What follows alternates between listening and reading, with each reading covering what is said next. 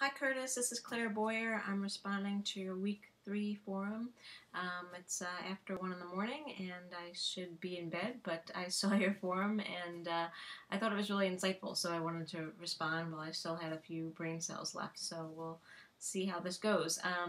You talked about the cost effectiveness of putting officers in schools.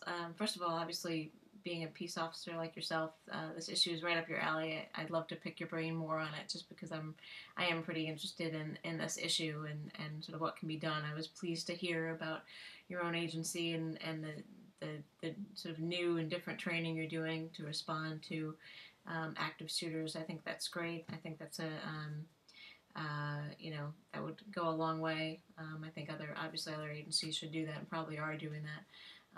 And I think you're right. I think we've seen that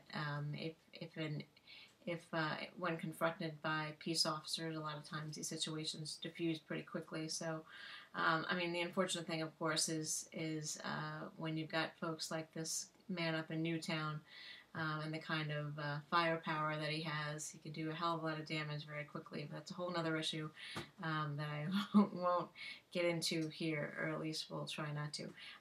You mentioned it being putting officers in schools being very expensive. I think you're right there, and it being a political thing more than anything. I did read a story about a school district in South Carolina, and I think they called him a community service officer, and he, all he needed was Wi-Fi and a desk, and he set himself up in the elementary school and did his work out of there, and the kids loved him. They had another role models to look up to, and the teachers felt safer with him there.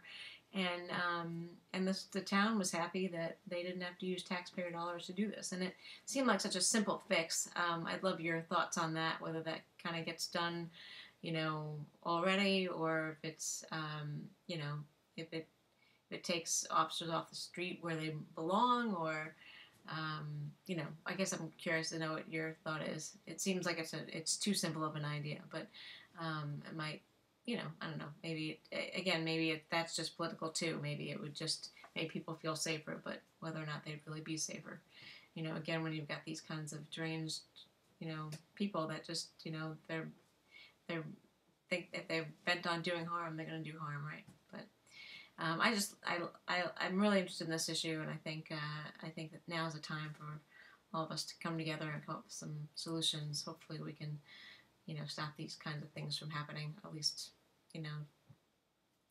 as often as they seem to. Anyway, I'm going to start rambling here, so I will sign off. Thanks so much.